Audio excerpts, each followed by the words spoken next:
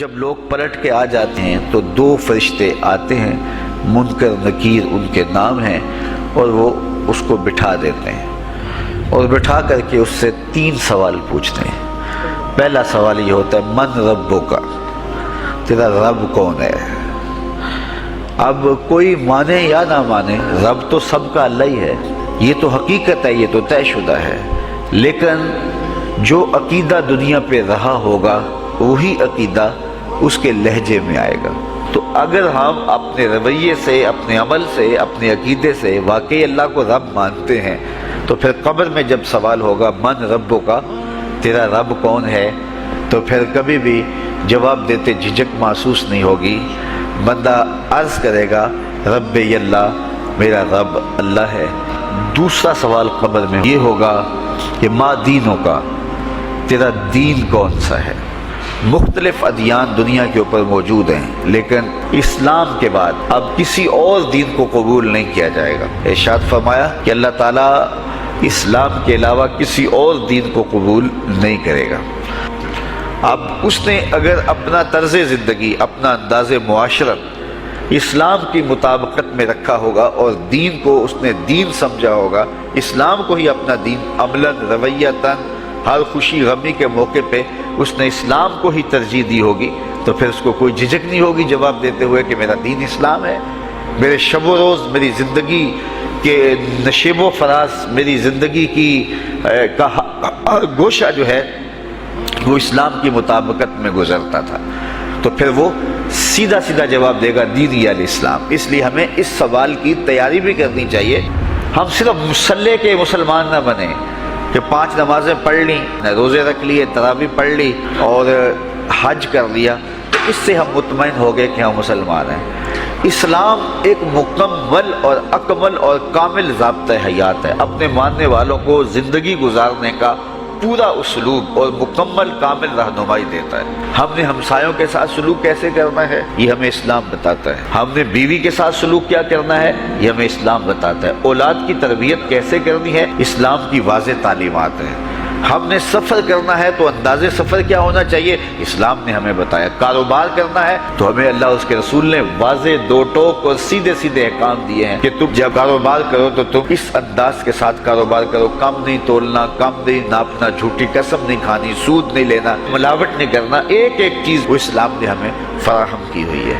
تو پورا دین جو ہے جب ہم اختیار کریں گے، ہمارے رویے، ہمارا طرز زندگی، ہمارا انداز معاشرت جب دین اسلام کے مطابق ہوگا تو قبر میں اس سوال کا جواب دینا ہمارے لیے کوئی مشکل نہیں ہوگا۔ اور اگر ہمارا طرز زندگی کچھ اور طرح کا ہوگا تو کیا صرف یہ کہہ دے کہ ہم مسلمان ہیں؟ یہ تو پھر ایک کافر بھی کہہ سکتا ہے کہ میرا دین اسلام ہے، ایک منافق بھی کہہ سکتا ہے کہ میرا دین اسلام ہے، لیکن ایسا نہیں ہوگا۔ جو ہماری کیفیت قلب ہوگی قبر میں اس کا جواب اس کی مطابقت میں آئے گا۔ یہ کافر جواب نہیں دے سکے گا کہ میرا رب اللہ ہے، چونکہ وہ عمل سے، رویے سے اس کو اپنا رب نہیں مانتا ہے، تو حقیقتاً تو اس کا رب اللہ ہے، لیکن وہ یہ جواب نہیں دے پائے گا۔ اسی طرح جو شخص اپنے طرز زندگی کے اندر اسلام کو داخل نہیں کر چکا ہے اور اسلام کو اس نے اپنا ہادی رہنما نہیں بنایا ہے، تو وہ قبر میں اس سوال کا جواب کیسے دے سکے گا کہ میرا دین اسلام ہے، چونکہ اس کا رویہ، اس کا طرز زندگی اور اس کا انداز معاشرت ایسا نہیں رہا ہوگا۔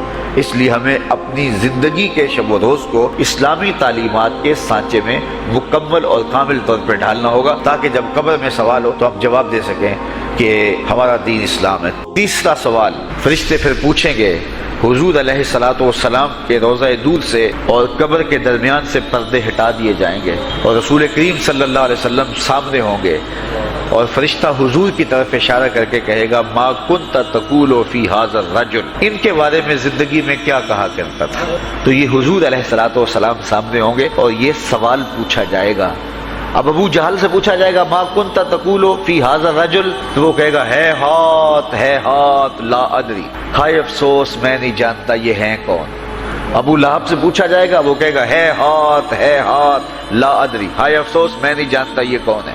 اچھا جانتا نہیں تو پتھر کس کو مارتا تھا، جانتا نہیں تو گڑھے کس کی راہوں میں کھدواتا تھا، جانتا نہیں تو اوجریاں کس کے اوپر ڈلوایا کرتا تھا، آنکھیں پھاڑ پھاڑ کے تو ساری زندگی دیکھتا رہا، لیکن آج ابو جہل قبر میں اترا، حضور کی صورت نورانی سامنے ہے اور پوچھا گیا کہ یہ کون ہے، یہ نورانی چہرے والے کون ہیں؟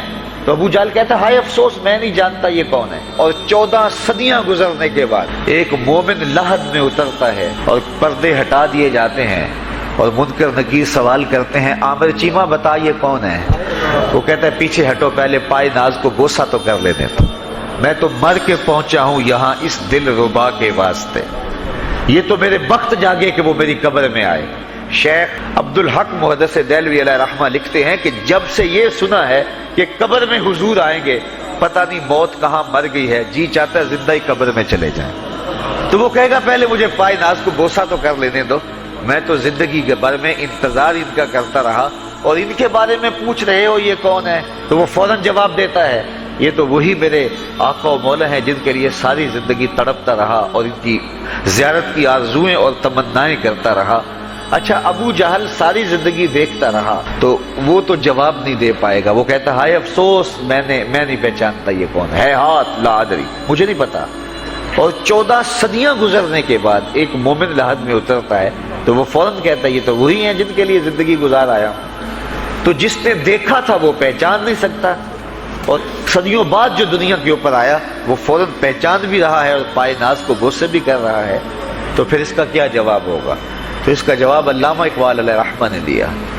وہ کہتے ہیں قبر میں یہ جو آنکھیں ہیں ان میں تو مٹی پڑی ہوگی یہ تو بند ہوگی دل کی آنکھیں کھلی ہوں گی. ابو جہل نے ان آنکھوں سے دیکھا تھا یہ آنکھیں تو کھلی نہیں ہیں تو ان سے وہ کیسے پہچانے گا. اور دل کی آنکھوں نے حضور کو دیکھا ہی نہیں تھا. اور یہ صدیوں گزرنے کے بعد جو مومن لحد میں اترتا ہے اس کی گو ان آنکھوں نے نہیں دیکھا تھا لیکن مومن کے دل میں حضور ہی بستے ہیں اس لیے اس کی آنکھوں نے دل کی آنکھوں نے حضور کو دیکھا اور پہچان لیا. اس لیے کہ دل کی آنکھوں نے حضور پہلے بھی دیکھے ہوئے تھے اور دل آرزو میں مچلتا رہا اس لیے دل کو پہچاننے میں دیر نہیں لگی. تو وہاں یہ آنکھ نہیں پہچانے گی یہ آنکھ پہچانے گی.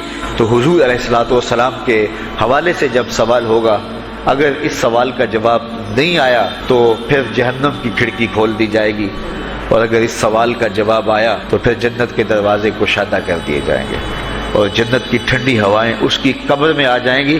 بلکہ حدیث میں آتا ہے اسے کہا جائے گا کہ نم کنومت العروس ایسے سو جا جس طرح دلہن سوتی ہے.